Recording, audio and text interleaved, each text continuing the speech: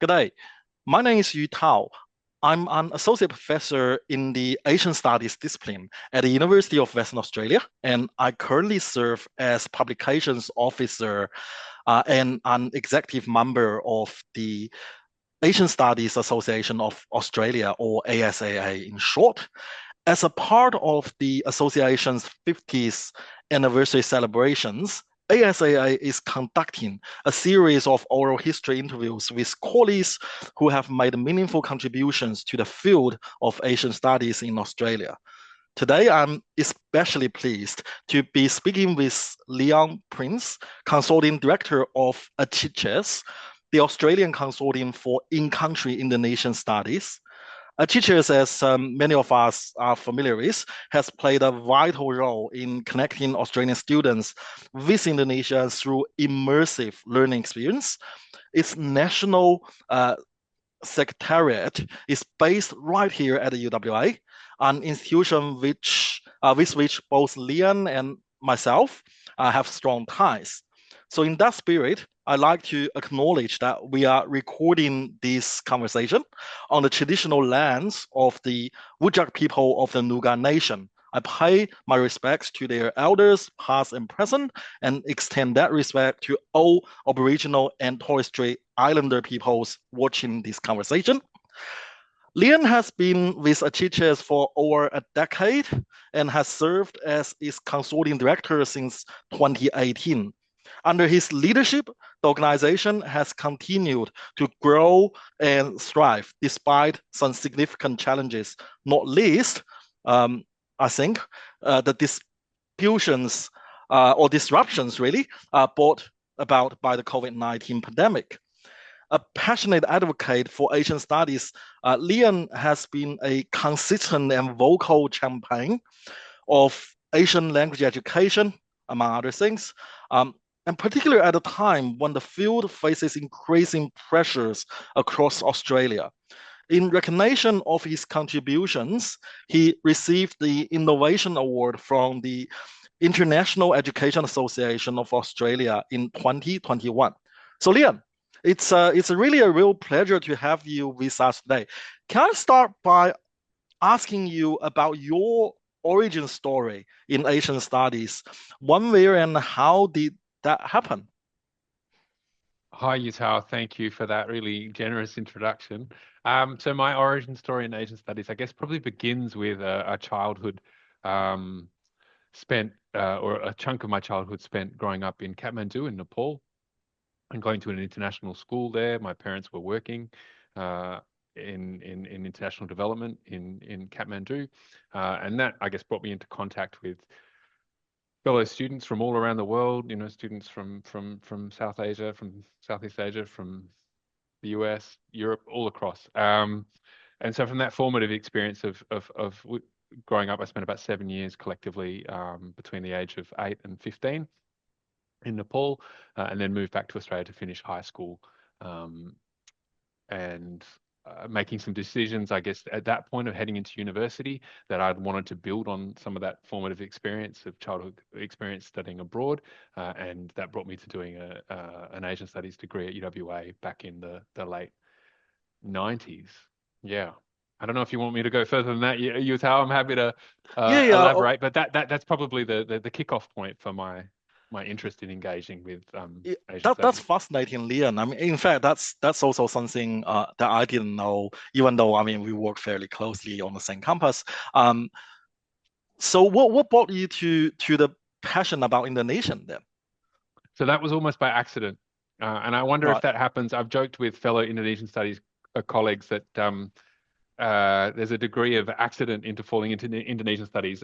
I mean, despite having spent time overseas as a kid and going to school, an international school, I knew nothing about Indonesia. I mean, and more broadly Southeast Asia, but certainly Indonesia. I had no idea what Indonesia was. I actually was interested when I started at UWA in 1998. I decided that I wanted to do a Bachelor of Asian Studies and I wanted to learn an Asian language.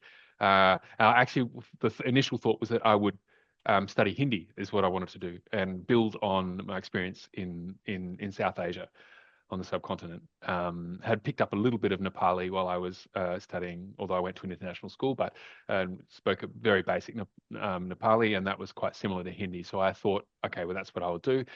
Unfortunately, at that time, and still to this date, there's nowhere in WA, none of the universities offer a program in Hindi. So that wasn't on offer. What was on offer at UWA at the time was studying Mandarin Chinese, Japanese, Indonesian. I think maybe those three languages, Asian languages, were what was on offer. We didn't have Korean at UWA yet. And in my 18, 19-year-old brain, I wasn't interested in East Asia at that point. I decided that wasn't for me. I wasn't going to do that. And Indonesian, which I had no idea. I had a vague notion that there were some cultural similarities, affinities, I guess, between, say, the subcontinent and India and culture and in Southeast Asia, although that wasn't fully fleshed out. I didn't really understand what the connections were. I thought, okay, well, I'll choose Indonesia. So yeah, we've often, in promoting Indonesian studies at UWA, I remember of one session where we're kind of spitballing a tagline or something for the program, and we went around the room as to how we'd all end up in studying Indonesian studies, and it had been everybody's second choice, right? That we're going to do something, and then they didn't get to then they did Indonesian. So we thought maybe we could market Indonesian as Indonesian, the second choice of champions, or something like that. But I think what's important is that even though lots of people took that initially by incident or as a second choice, in fact, lots of people, when they finish their study, they actually, like you know, are so deeply engaged and linked with the country and the culture, and that, you know, for the decades following that, for the entire career that people devoted, you know, their passion into Indonesia. So I think you're right to identify it, right? So my first encounter with Indonesia was to a degree by an accident and happenstance, right? So it was that first encounter was, but the decision to lean into it, once I'd gone there, I guess the other critical step of the origin story was the existence of ACICIS. So I remember very vividly, I think it was at Ode, right? Like seeing a flyer, like a one page, like A4 flyer, maybe on a card table, maybe up on the pinup board. I remember the colored printing, you know, it was back in the 90s, and no color printing. It was like a black and white photocopy, but on colored paper to stand out, you know. And it was a flyer for ACICIS, and it said in third year you can go to Indonesia and you can do a semester of immersion if you study Indonesian here at UWA. And I remember thinking, for some reason, I just thought, boom, I want to do that. You know, I'm going to do that. And I did. So I studied my first 2 years of undergraduate Indonesian here at UWA. And then I got on the plane and I went for a semester with ACICIS at Gadjah Mada University in Yogyakarta.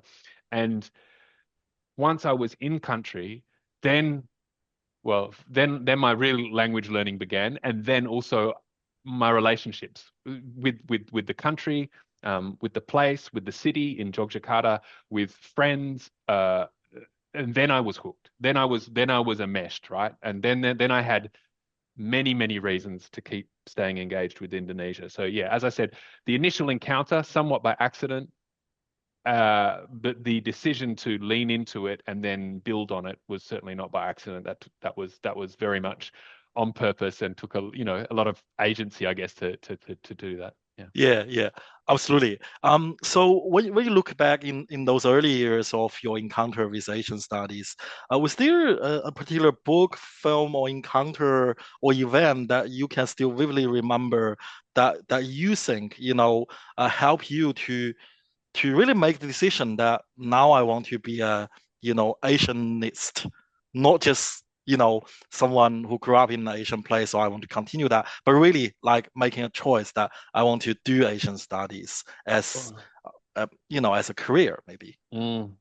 Yeah, I saw this question. I've been thinking about it, reflecting on it, Yutao. It's so mean in a way to make, choose one cultural artifact or one thing. I think most people, yeah. Or so also, I haven't been able. Yeah. Sorry, Go ahead. Yeah. Yeah, I haven't been able to narrow it down to one. So if you forgive me, like if I could, some of them are connected. If I can have a few, of course. Having a few is even better because for most people, I mean, it is indeed a organic process rather than a particular defining moment, I suppose. We were just interested in your story, really. Sure. Okay. Well, let me, if you'll allow me to Of to course. to to elaborate a Yeah. little bit. Let me see, because I think I really resonate with what you said, right? About it's not like a signature or like one event or one book or one film. It's not like that. For me, it's the enmeshment of oneself and identity with another cultural sphere or a cultural conversation or an intercultural conversation, which just gets deeper and richer and more layered over time the longer you sit in it and engage it. That's my experience of it. So I guess the things that I wanted to, if we're talking about like cultural artifacts, then okay. So the first one I want to mention like is completely cliche in the world of Indonesian studies. So I don't want to labor it, but like I remember reading The Year of Living Dangerously, right? The book by Christopher Koch or Koch, however you say his name, Christopher Koch.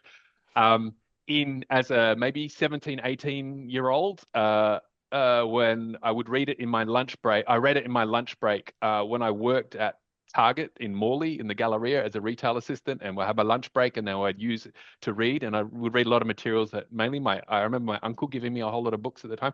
So my first like encounter via literature of Indonesia was reading The Year of Living Dangerously. Now, that is a problematic book as far as I'm concerned for a whole bunch of reasons, but it does represent, unfortunately, to date, still kind of the high watermark of cultural recognition of Indonesia in like the Australian public consciousness about Indonesia. And so it's still like a talismanic kind of text that people reference and drop into articles, and everything's the such and such a year of living such and such, right? When it comes to Indonesia. So uh, that would be, I just need to mention that. Then very quickly, oh, and also because the Year of Living Dangerously is about the events of 1965, 66, right? Which is a very key and pivotal year in Indonesia's modern history because of the violence that took place in the transition between Suharto and Sukarno. So that's the other reason why that book is important.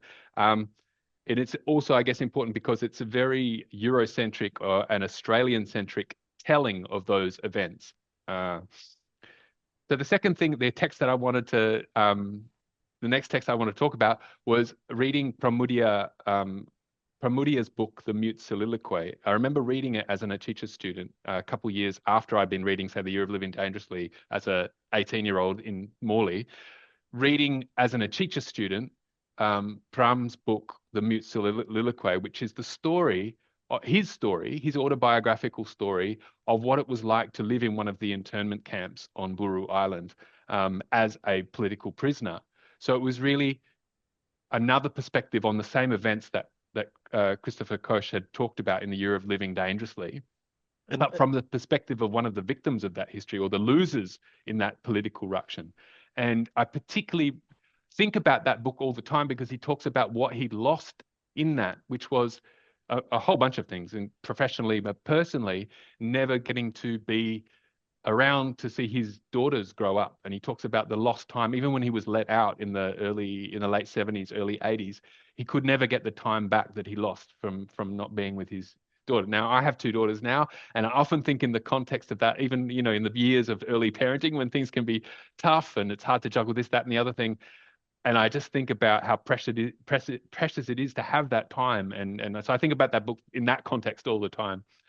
Um, and I guess the third thing, which is to follow this heavy theme, I guess, of 1965, 66 in Indonesia, are the films of Joshua Oppenheimer, The Act of Killing and The Look of Silence, which came out in the early 2010s, 2012, which was this 10-year project of this director, Joshua Oppenheimer, but also all of the Indonesian artistic collaborators that brought those films into being, which is another look at the events of 65 and 66 through these.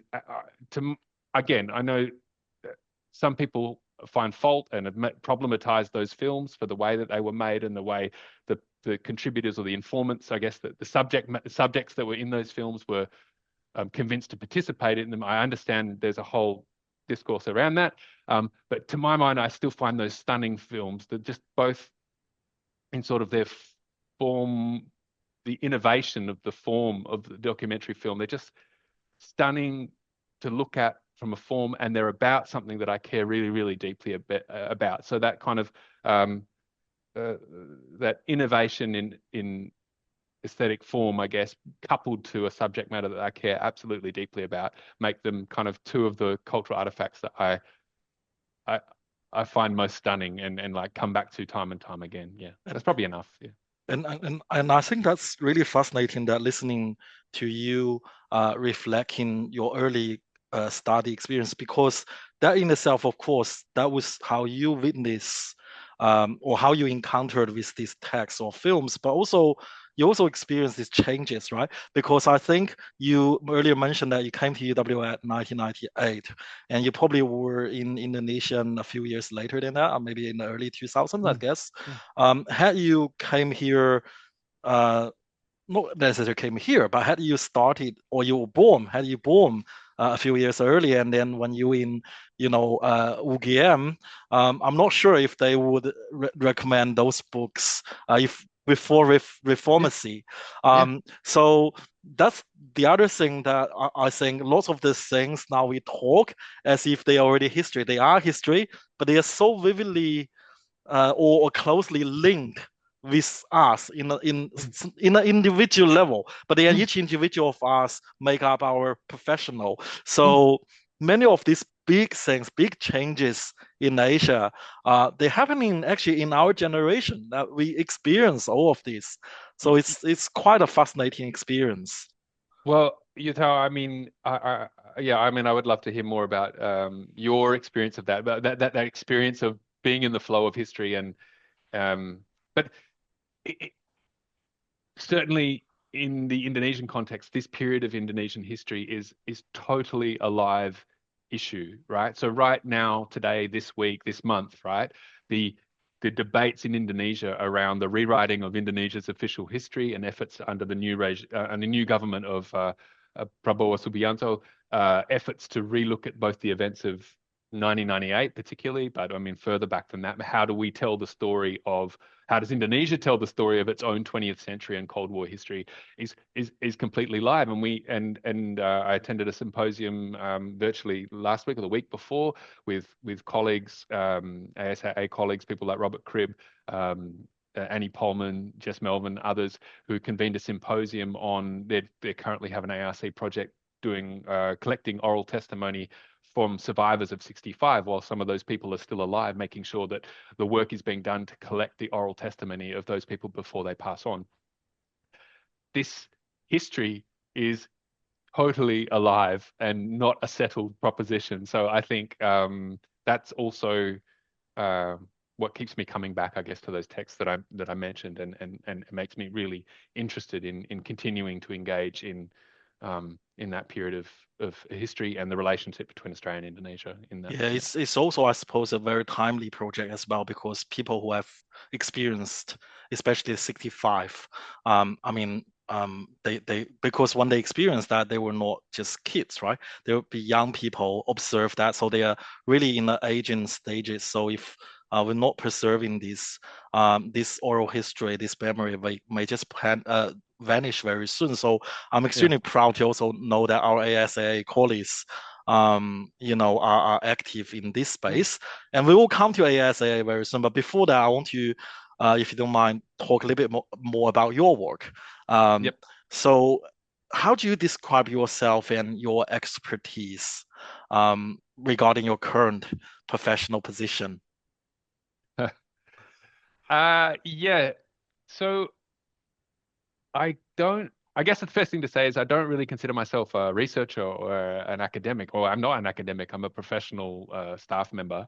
Um, I see myself, I guess, as a sort of slightly activist administrator, Utah, which is um, that. I mean, look, my day job is running ACICIS, and doing the Tell us a work little bit of about that. Tell us a bit well, about that. Yeah. yeah, sure. Well, I mean, hopefully a known quantity. It's probably a known quantity to most of the people watching this video, but the primary responsibility or day-to-day work of ACICIS is sending mainly Australian students up to Indonesia for periods of in-country study, anything from 2-week tours, 3-week language intensives, right up to full semester immersion programs in Indonesia. And that's what the organization's been doing for 30 years. And in my 12, 13 year time that I've been with the teachers is what I've been working on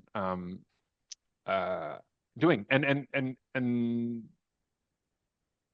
what's there to say about that? I think that like Teachers has been doing that for now 30 years. The whole thing, the whole enterprise has been really sort of supersized since about 2012, 13, 14, when the new Colombo Plan was established. I think the numbers of students, we went in very quick order. From when I started with the Teachers, we were sending about 100, 120 students a year up to Indonesia.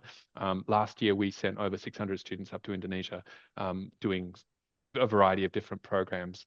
It's incredibly rewarding. I mean, obviously, I can speak from I can advocate for the program and for the value and of the program from a position of having been a participant myself, and it's very satisfying to facilitate those kind of experiences for other students now.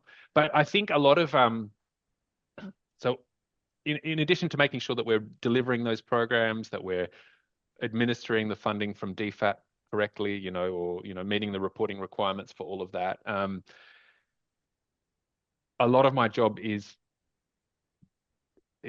now, I guess, sort of advocating for how would you describe it? I guess the structural base for Asian studies in Australia, the Australian higher education system.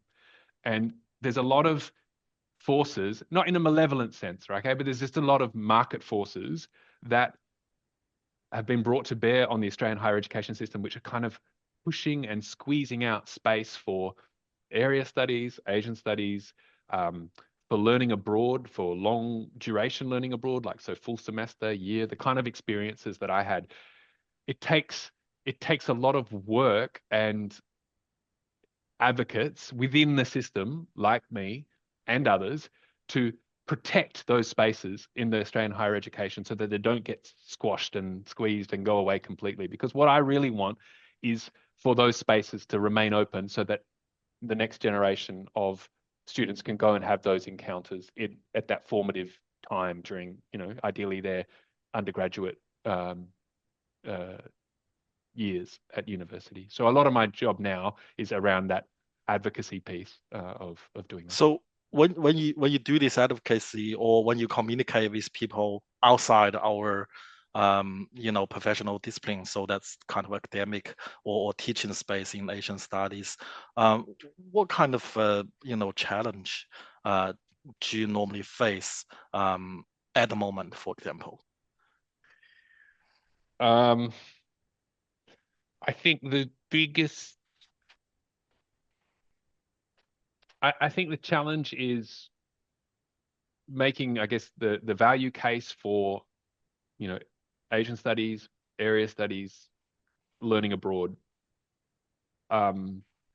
We are operating in a highly now corporatized Australian higher education system where money matters, business cases matter,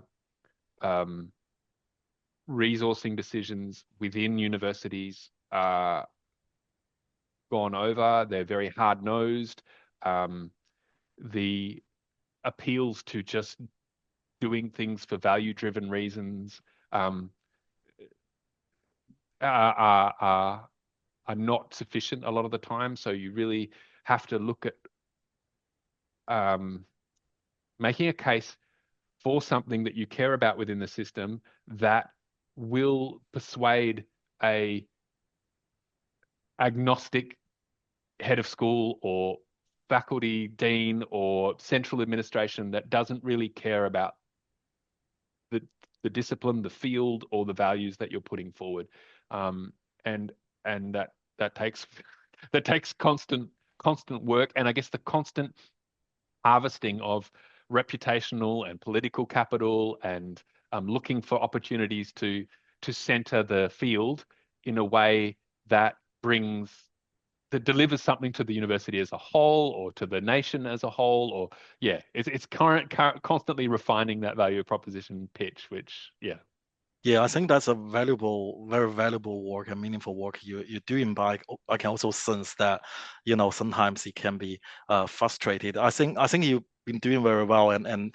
colleagues are working very hard across our sector to try to convey the message that even if we reduce ourselves to a material perspective, I think Asian studies is still very valuable Mm, in many regards. However, I wonder, there are only so much we can do to refine our strategy or narrative. Another thing that probably is missing is that there's unfortunately, very few university managers or makers in our sector actually has Asian studies background that you and I have.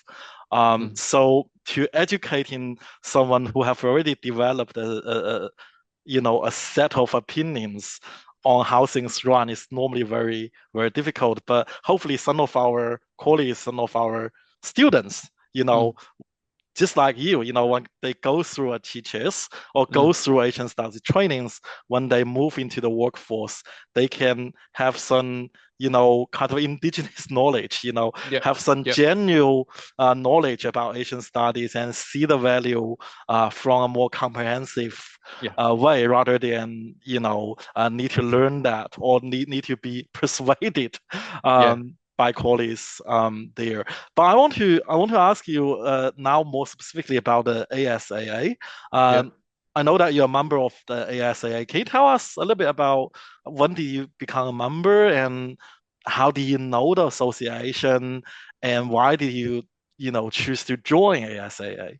Was that also another incident or that was your choice? I can't remember what came first around membership. I mean, I contributed a couple of articles a few years ago to Asian Currents, and I've found yeah, like that being a useful platform for getting ideas out into the wider community of peers and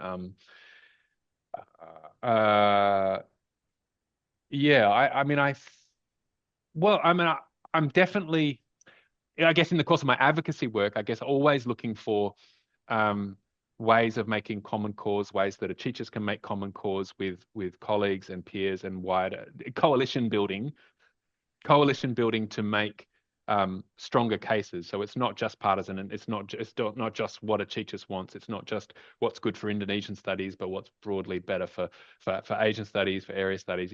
Always better to try and make common cause because I think so. I think ASAA is a useful medium for sharing ideas, obviously with colleagues, but certainly for advocacy work. I think historically it's played that role, and I think it's super important to stay organized. And I think the ASAA is a good means and a mechanism for staying organized.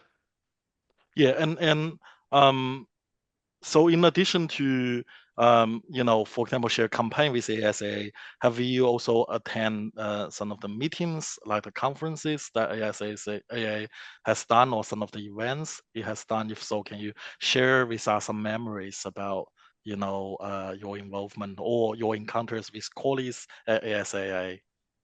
Yeah, I don't think have I? I don't think I've attended ASAA conferences yet. I'm also a member of the Indonesia Council, so I know the ASA has affiliate.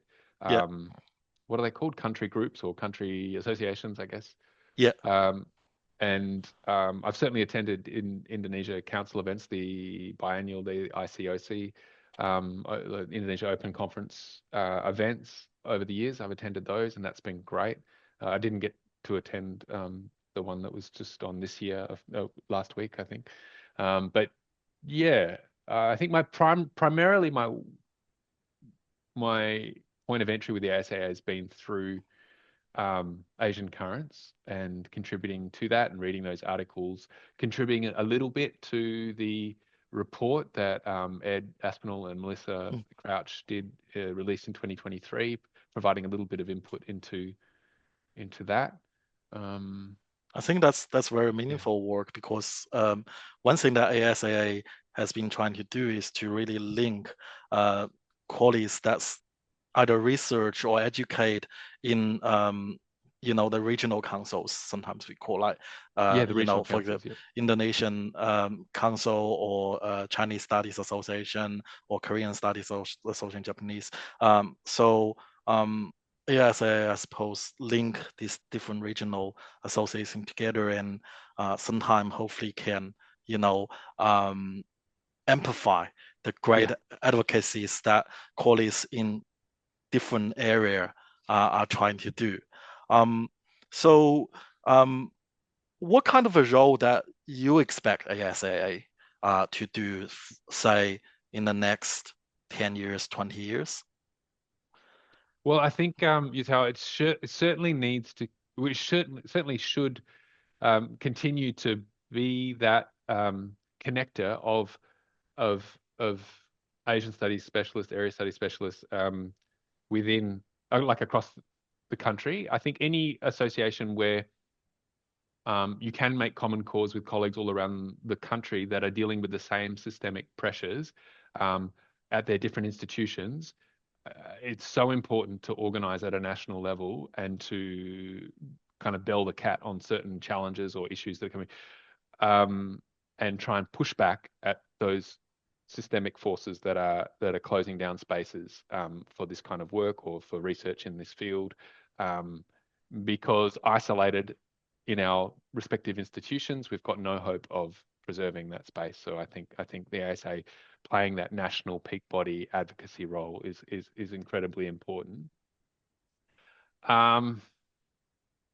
So I think one of the things that many ASA's colleagues are doing in their academic roles is either to directly organize opportunities through New Colombo Plan or institutional arrangement to send our students to Asian Pacific regions to really, have a lived experience of Mm. the culture and the system there. Um, or sometimes they support this kind of initiatives through their institutional arrangement, and you are someone who both with a direct expertise in this area, but also this is also your job there. Do you have any firstly, I mean, what kind of things people need to be aware of if they're just new to this area and they want to develop meaningful projects there? What kind of advice you give them? And also, you know, over the decades you've been at Chiches, Mm. what's the dynamic of the space? Asking specifically about learning abroad, Yes, Yutao, about yeah, getting yeah, students offshore. Yeah, yeah, yeah. okay. Well, look, I think the model of ACICIS um, is does have broader applicability to Australian universities and to other destinations. It has already, to a limited extent, been explored as a model for what could be achieved in sending Australian students to other countries. Nothing that has yet succeeded or Im implanted itself within the Australian higher education to the extent that ACICIS has, and there's a whole bunch of sort of historical reasons why I think that's the case. But nevertheless, I think it could still be a good um, option. And I know that colleagues in government, in DFAT in particular, have been looking very closely at, okay, well, how do we get the ACICIS for India? How do we do the ACICIS for Vietnam? How do we do the ACICIS here? I think the general principle of taking an activity that is very niche, like in our case, sending Australian students up to Indonesia, and doing that as a collective, right? So having all the Australian universities come up with one collective mechanism for doing that, and has a lot of advantages in terms of surviving over the long term, sustainability and quality of programming, all of those things. I think there's lots and lots of lessons, and I mean, I, I, yeah, we there's a bunch of reasons why it hasn't happened, but I would be all for it, and I would love to have the opportunity to try and explore the applicability of the ACICIS model for other destinations for which historically it has been difficult to get large volumes and large numbers of Australian students to go and study in. I mean, I'd be all here for that, but So could you elaborate if you're comfortable with, like, why are teachers against all the odds, all the challenges actually became a successful story? so I think if I had to name the elements of it, and to not, some of it is structural and some of it is historically contingent, I think. So Right. structurally, I think ACICIS grew out of the second generation of Australian Indonesianists, right? You had the discipline, or the field, I should say, of Indonesian studies got started in the 1950s, really, in the middle of the beginning of the Cold War, really. We had a generation, the pioneer generation in the University of Melbourne, Monash, and what became the ANU. They taught a generation of scholars, of Indonesianists, Indonesian studies scholars, who then came of age and in the 1970s and 80s. People like David Hill and colleagues who set up in ACICIS, but they were setting up a national mechanism for sending students in country upon the foundation of Indonesian studies, which existed by the late 1970s. We had Indonesian studies programs at almost over 20 universities around the country. So there was this whole established field and programs at 20 odd universities that could create a national organization like ACICIS. So it had this foundation. So I think that without that, it wouldn't have happened. Now, the contingent part is I think you also had quite entrepreneurial people, scholars like David Hill, who just got it done, right? They talked to colleagues, they convinced them that it was a good idea, and they made it happen. So I think there's both the structural and the contingent elements to it. I think that was largely. Now, if you contrast that with, I guess, for other destinations or other Asian countries, we don't, in Australia, there isn't, for instance, like as deep a tradition of, say, subcontinent Indian scholars of Indian studies, or I don't know, Vietnamese studies or something like this. We just don't have as long and as deep a national tradition of studies in that field to build on. Yeah, I want to just, if you don't mind, ask your expertise a little bit more on this because it's really fascinating. So you said by the 1970s there were like 20 odd universities across Australia has. So clearly at that time there was already this field of Indonesian studies. But what sort of field that was like? So people, colleagues work at different universities, focus on Indonesian studies. Were they actually in their research or in their training, they already know each other and then work each other with each other? Or because I'm also thinking nowadays, contemporary, for example, Chinese studies, Japanese studies, to some extent, Korean studies, we probably also have this national presence, but it's not like what you were implying. For example, when we're talking about today's China studies field, we wouldn't necessarily say this is a second generation or how many generation. There's probably not this generation sense in the first place. So can you elaborate a little bit about what was this generational thing? And also, whether or not, for example, a pre-existing scholarly, collegiate network is in itself also a prerequisite or at least a beneficial foundation or condition for something like a teachers to emerge.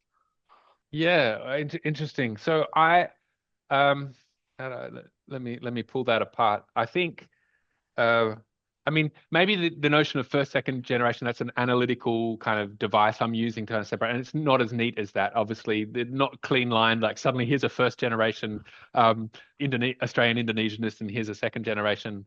Like obviously it bled in. Maybe it's a matter of it being right sized in the sense that Indonesian studies was small enough that everybody knew each other, but not so big. But yeah, and so not.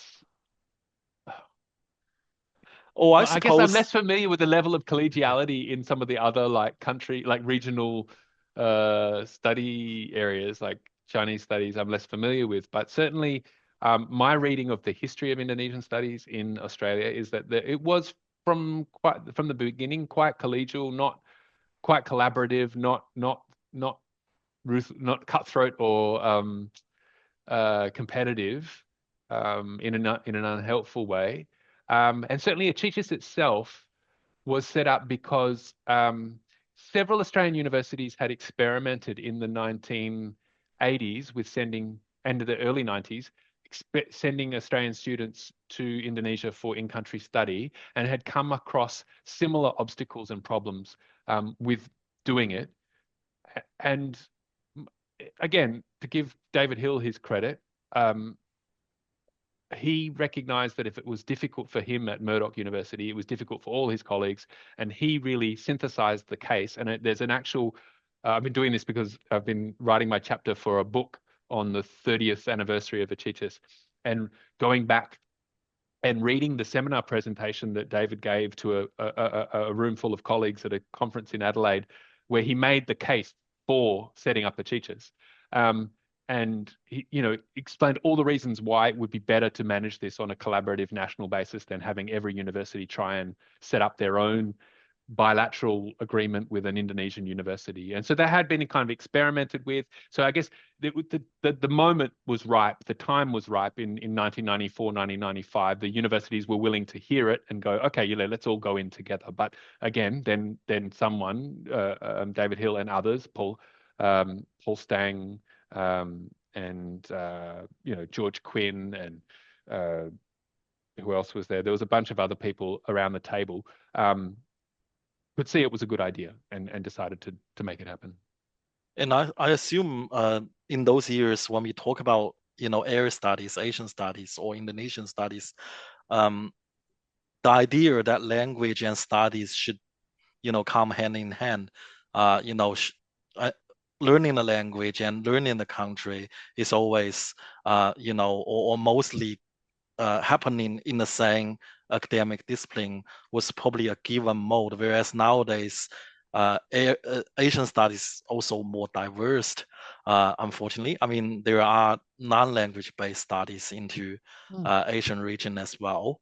I suppose that could also sometimes pose some challenges to our colleagues to try to persuade other colleagues to support these in-country studies. So from your own experience and from your now your professional work, what's the benefits of sending people, in country rather than just teaching them all the things here?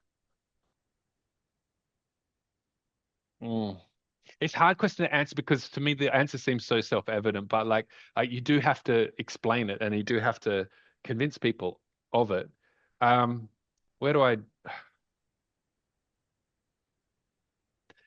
I mean, I guess I could probably come up with some theoretical basis for it, Yutal, but for me, it's back to the first person experience of doing it and being kind of astounded as an ACICIS student, as a 19-year-old, being astounded even then that this experience that I was having within my UWA degree while I was sitting in downtown Yogyakarta or chilling out in my boarding house with, the other, like my Indonesian university friends, that this was embedded in the middle of my undergraduate degree for UWA. It just seemed improbable and extraordinary and great. And probably right? eventually help you to make a decision to stay in the field rather than walk away from it. Oh, absolutely. I mean, of course, I wouldn't. Yeah, it was for me. It was transformational and life changing. So, but even then, I clocked as a young person that institutionally, it was extraordinary that space existed in my degree. And so that I guess that has made me such a passionate advocate for trying to keep space like that open, not for every Australian student. It's fine. Not every Australian student needs to go and spend a semester abroad, but I want to keep that doorway, or not that doorway, but that space open in the Australian undergraduate experience so that some Australian students can have that encounter at that formative time in their life and in their development. So on the other hand, have you got much or many opportunities to return to Kathmandu when you came back? That's a good... Because we really don't have a structure to support people to go to Kathmandu, right? I actually went there just a few weeks ago for the AAS in Asia conference. It was my first time, but I can also sense lots of the things that you talk either explicitly or implicitly about, having a structure and having a joint force to really overcome sometimes just the logistic difficulties. Yeah. But those difficulties are big enough, preventing we facilitate our students to be there to experience these things by yourself. But tell us a little bit about your story. Have you managed to return to Kathmandu often or at all? Yeah. Thanks, Yutal. That's a really good question. I haven't been back since I was 19, I think. So I moved back to Australia when I was 15. Um, and then at that time I was really ready to leave. I had finished the little international school, the little mission school that I went to, about 60 kids. It only went up to uh, what was then O levels in the British system, GCSE, and then everyone had a choice. Either you go home back to your home country and continue your schooling, or people went off to boarding school in India. And at the time, at 15, I didn't want to go. I didn't want to leave my family, my parents, and go to India for boarding school. So it was really because of me and needing to continue my schooling and not wanting to go into boarding school that we came back when I was 15. I finished school here, did year 12, and then I took a gap year. And in that gap year, when I was about 17, so I would have been 17, I went back to Kathmandu with a friend and just sort of say goodbye to the place properly, because when I left at 15, I was ready to go. All my friends had left and gone back to their home countries or to boarding school in India, and I was done with Kathmandu. I wanted to come home. So I didn't actually say goodbye to it. So I went back in sort of 18 to sort of make my peace and say goodbye to Kathmandu and that bit of my life.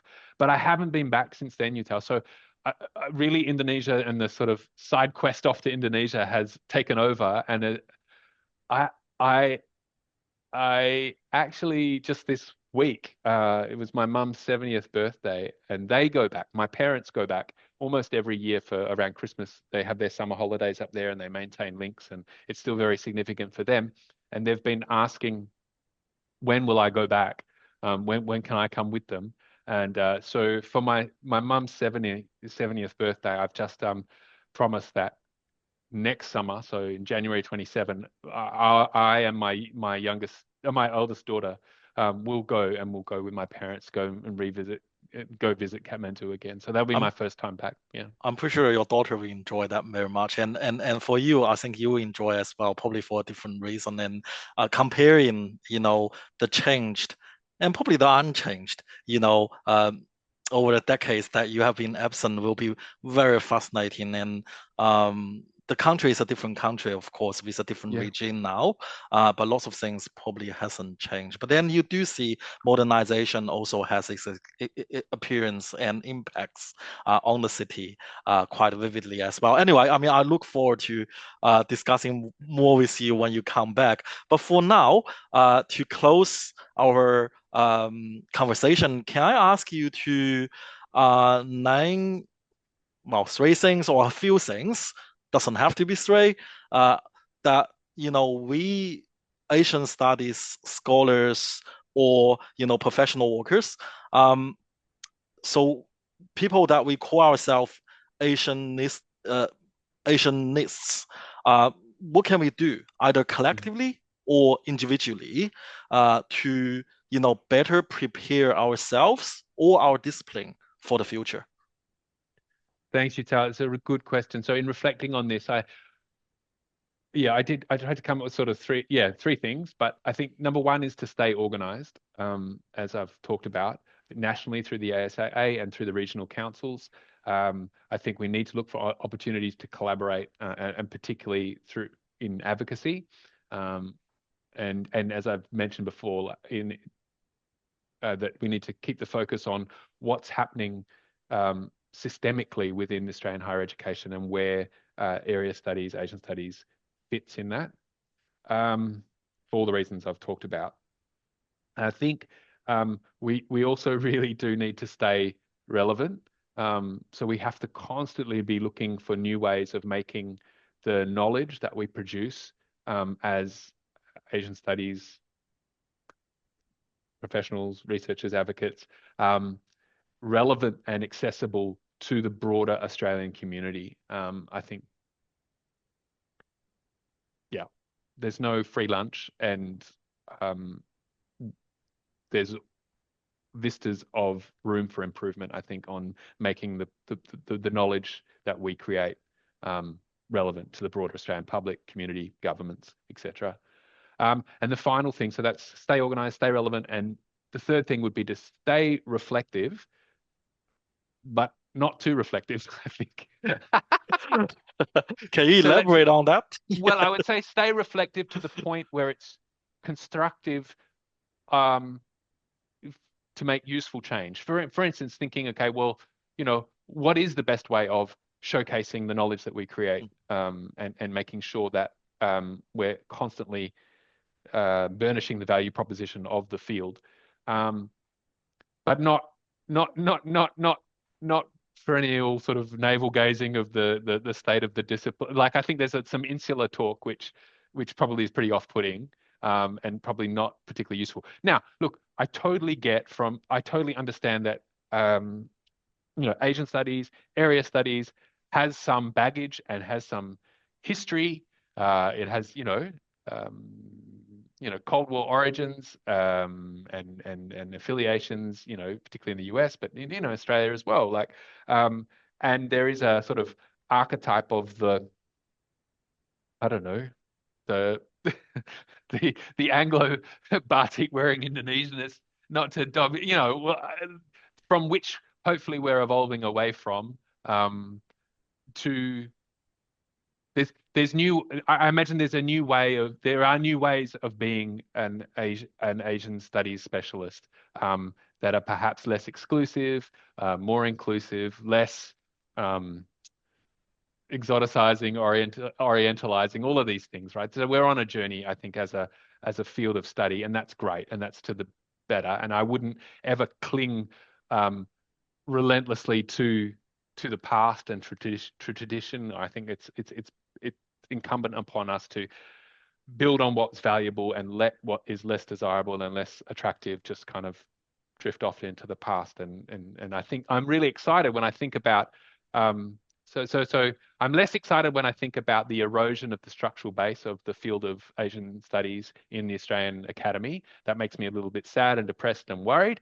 But when I think about things like the way technology, and the internet, and when I think about the way that the cultural spheres and the media spheres of, say, Australia and Indonesia are so much more porous and proximate now than they were even when I started, engaging with Indonesia in the 90s, and all of the opportunity there is for kind of cultural transfer and discussion and cross-pollination and fertilization, that makes me really excited. That makes me really, really excited, because the object of the study or the subject matter is also much more available and proximate. Yeah.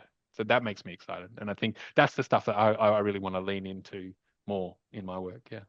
So on that very positive and future forward looking notes, and we'll wrap up our conversation today. Thank you so much, Leon, for sharing your insights with us.